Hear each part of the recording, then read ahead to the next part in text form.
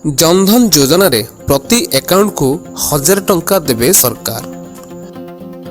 वर्तमान निर्वाचन परिप्रेक्षी रे सरकार प्रतिदिन नुआ नुआ योजना बाहर करछंती, जहाँ साधारण जनता उपकृत मध्य हेउछंती।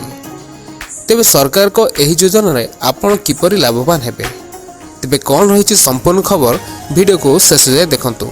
लाइक करनथिले एबे लाइक करी सब्सक्राइब करी पाखरे तिबा घंटी चिन्ह को दबाई दियंतु। प्रत्येक दिन एमिति इनफॉर्मेटिव वीडियो पाया पई हम चैनल को एबे ही सब्सक्राइब कर दियंतु।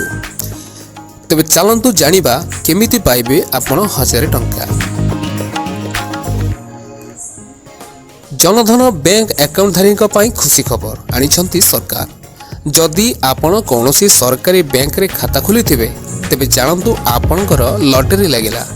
किछि वर्ष पूर्वे जनसाधारण को सरकार समस्त प्रकार आर्थिक सेवा जोगाई देबाकू जनधन अकाउंट खोलाइथिले, जहा फल रे भारतर कोटी कोटी लोक बिना कौनसी शुल्क रे एक बैंक अकाउंट खोली पारथिले, जहा पूर्वरु संभव होई पार नथिला। एहा द्वारा किछि गरीब लोक उपकृत मध्य होइतेले। जनधन योजना जरिया रे खाताधारी को अनेक प्रकार सुविधा सरकार जोगाई देउछंती। तेबे कथा हेउछि आपण एही 1000 टंका किपरि पाइबे।